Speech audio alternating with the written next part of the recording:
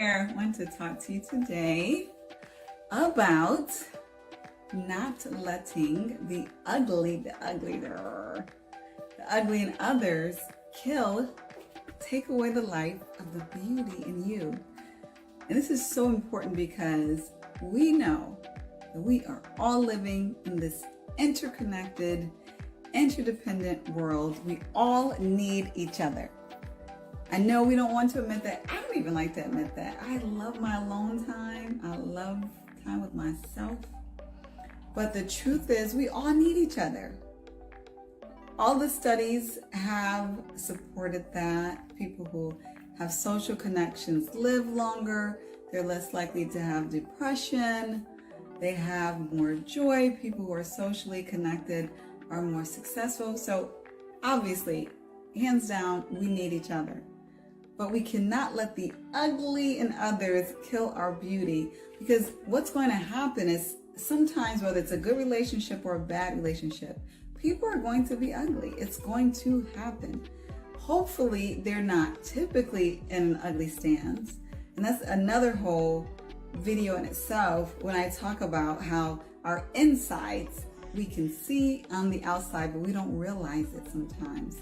How our beauty inside can manifest to beauty outside on our face, quote unquote. It will resonate to others, attract others like magnets, because kindness is beautiful and meanness, evilness, wickedness, and cruelty is ugly, and it literally shows up on our faces. When it happens, it shows up on the face of those around you when they're ugly. It takes away, it strips any beauty that they have. But I'm talking about on the spiritual, emotional realm right now when I'm talking about the ugly killing the beauty. And the reason why I say that is sometimes when we're in situations that don't seem fair, when someone says something to us that is not nice, or they try to take advantage of us, we get angry, right? And we want to lose it. And it's so tempting to go there because we feel justified. Well, this is the language that this person is speaking, whether through their words or through their actions. It's only right that I can match that language. It's only right that I can say something ugly back, or it's only right that I can talk about that person, or, not be kind to them or treat them in a certain way, when really what you're doing now is cheating yourself. We end up cheating ourselves, trying to get back at someone else or speak their language that we claim we don't even like in the first place because it is ugly. And then next thing you know, we have stooped down to that level. And who are you? Now you are truthfully a different person because you have killed some of your beauty so that you could match the ugliness of someone else. And then we say, what do we say afterwards? Well, they made me do it. Well, if they didn't do that, I wouldn't have said that. I wouldn't have reacted that way. When the truth is, it was in you. You pulled it out and you let it go. That person didn't make you do anything. What you did was perhaps you may have been around the wrong person, maybe too long.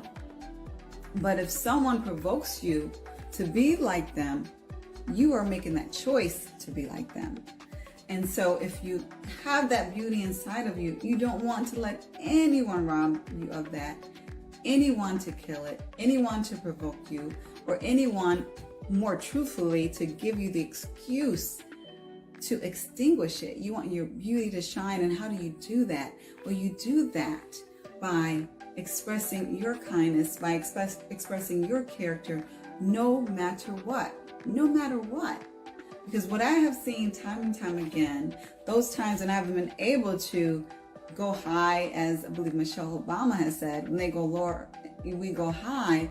Those times when I've been able to do that, oh my gosh, when you talk about peace, and then the other person is standing over there, showing themselves for who they are, and yet I'm still able to be who I am. You're still able to be who you are, and people see that and they respect it. And what they cannot say about you is that you acted in a way that was not appropriate. You acted in a way that was ugly. They still see your beauty shining. They still see your radiance. they still have that gravitation to you because you are exemplifying love no matter what. And you are winning. You are winning. Because sometimes we think when someone speaks to us in a certain way or treats us a certain way, we're losing. We're not losing because we're not fighting with this person. We're God's gifts. We're royalty. We're not dogs in a backyard where we gotta go tit for tat or scrap. That's not what you're made to do. That may be what other people choose to do, but that is not what God has made you to do. And so for us, we need to radiate our beauty, not only for ourselves, but for those who are watching us, not only for our sake, because it will benefit us, but also for the sake of God's children. He said he wants us to be the salt and the light of the earth. And what we know about salt is that it's pure. It's pure. You know, we use salt to cure things, to cure and to preserve things. We use salt to cleanse things. Salt is powerful. So that whole analogy exemplifies what God is really looking for us to do.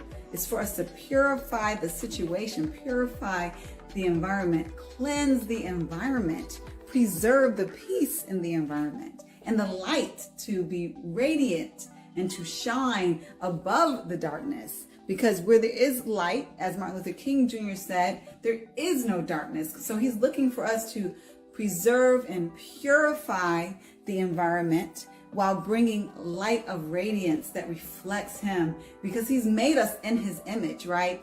But if we're choosing not to radiate our beauty, but we're choosing to speak the language and get down on the level of the person who's being ugly, we're choosing to basically exemplify the enemy, not what God has given us. He's given us the power to be his salt. How powerful is that? God is saying, I trust you. I trust you to be the salt, that you have the power to be the salt, to preserve an environment. You have the power to preserve an environment. You have the power to cleanse an environment. And the light of the earth, you have the power to bring light in a dark situation. And that is truth. That is his truth. I'm not saying that. I'm not making that up.